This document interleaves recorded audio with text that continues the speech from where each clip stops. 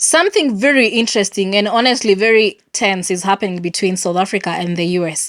The government of South Africa has summoned the US ambassador to South Africa, and they have told him that we demand answers from you. You demand to know what you really meant by the remarks that you made.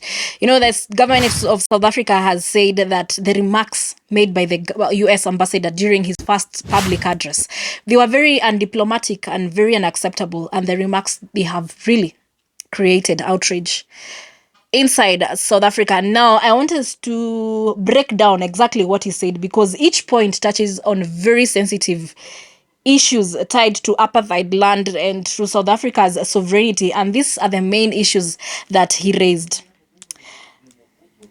Number one, he said that South Africa should distance itself from Iran. Number two, he said South Africa should stop its BE program, Black Economic Empowerment Program. I will tell you more about it. Number three, he wanted the government to stop land expropriation without compensation, meaning land should not be taken from private owners. Number four, he said the controversial struggle chant, kill the Boer.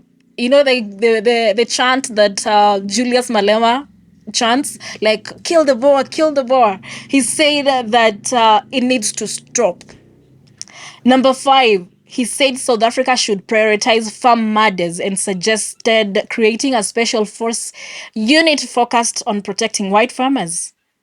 And number six, he suggested that South Africa needs to align more closely with the United States policies. I know you can imagine all these remarks, if they did not go well with the government of South Africa. Let us get right down to it. So let us start with number one. The ambassador said that South Africa should distance itself from Iran. This came about when South Africa sent condolences messages to Iran when a school was bombed and over 100 children lost their lives. From the US perspective, this looks like political alignment. It looks like South Africa is sympathizing with Iran. But South Africa says this is just from a humanitarian gesture. So you already can see the tension. My question is, should another country control who South Africa can or cannot show sympathy to? Honestly, this is control. In my own opinion, this is control. Number two, he talked about BEE, Black Economic Empowerment. During apartheid, white people were always put on a pedestal and black people came last. White-collar jobs were purely for the white people. Black people were just slaves. They were just casual laborers.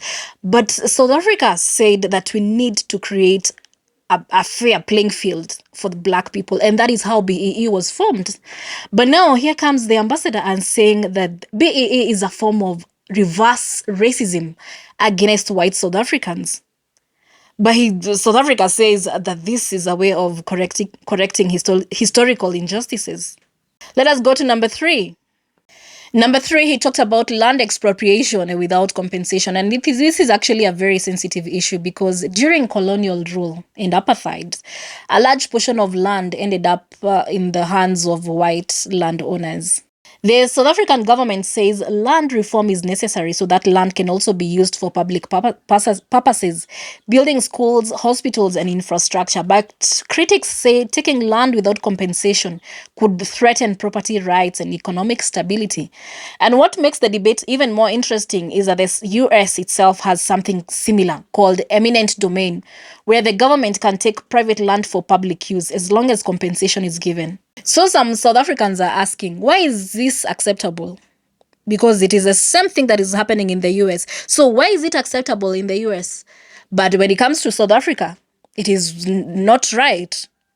So it is not right for South Africa to discuss land reforms.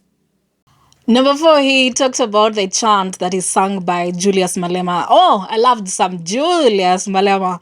The chants he sings. Kill the Boer, kill the Boer. My favorite part is prrr, pa, prrr, pa. Listen to this. Alright, come on, sir. Kita, kilame. Wata, rumo, asicha. Where were you when I'm sick? Where were you when I'm there? So far skichi, emoye. So far skichi, etatin, kichi, kichima. Sibram Konto Alliance. Shoot to kill. Gamaza. Kill the poor, the farmer.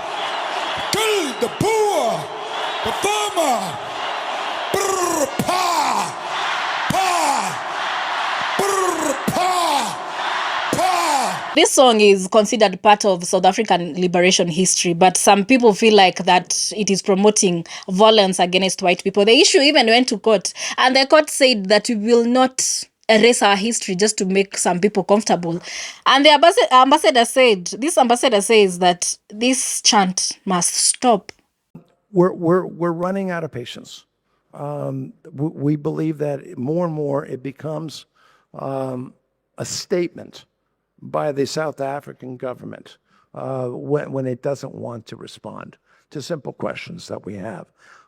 We may not get clarity on the kill the boer chant that we believe is hate speech. I'm sorry, I don't care what your courts say. It's hate speech.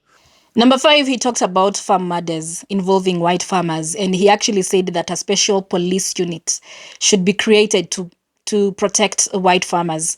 And South Africa is asking, why do you seem to be singling out one group of people when South Africa is facing other challenges like crime? And lastly, number 6, he talked about South Africa aligning more closely with the US policies and political positions. But the South African government feels like, no, South Africa is a sovereign state and it should be free to make its own diplomatic decisions. Corporation has noted recent public remarks made by the United States ambassador to South Africa. While South Africa welcomes active public diplomacy and the strengthening of bilateral ties, we emphasize that such engagements must remain consistent with established diplomatic etiquette and international protocols. In this regard, we have called in the ambassador of the United States, Ambassador Bozell, to explain his undiplomatic remarks. And in his engagements and visits to various sites in South Africa, including the Apartheid Museum, District 6, and other historical places. In the engagements, he acknowledges that given our history, South Africa needs redress and is willing to work with us constructively in this regard. I will later allow the Director General, Mr. Zane Dengo, to elaborate further on the discussion with the US ambassador. South Africa has consistently affirmed that the United States is a vital strategic partner for our economy and geopolitical issues, particularly on peace and security across the world. This relationship is not a one-sided relationship. South African companies maintain a significant investment in the United States, proportionate to our economy. It will not be possible for us to have the same size of investment to the US, given our economy size compared to the United States. So when you join all these points together, you understand why South Africa summoned this ambassador and told him that we need your explanation. We need to know what exactly you mean by each and every point that you made here. Because from the surface, it may seem friendly, but on a deeper level, this is interference in internal affairs of South Africa. You know, when you look closely and understand how apartheid was, honestly, I feel that these are decisions that South Africa should make. And it should not look like things are being dictated from Washington.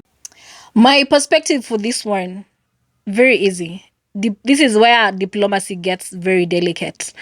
Countries can raise concerns. Yes, they can raise concern.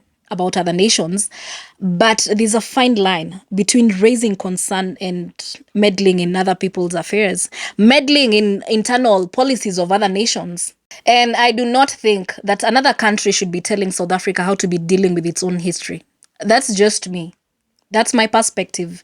Anyway, my name is Wangari Njuguna, and thank you for watching. Kindly subscribe, comment, like. I'd love to know what you have to say about this one. I'll see you in the next one.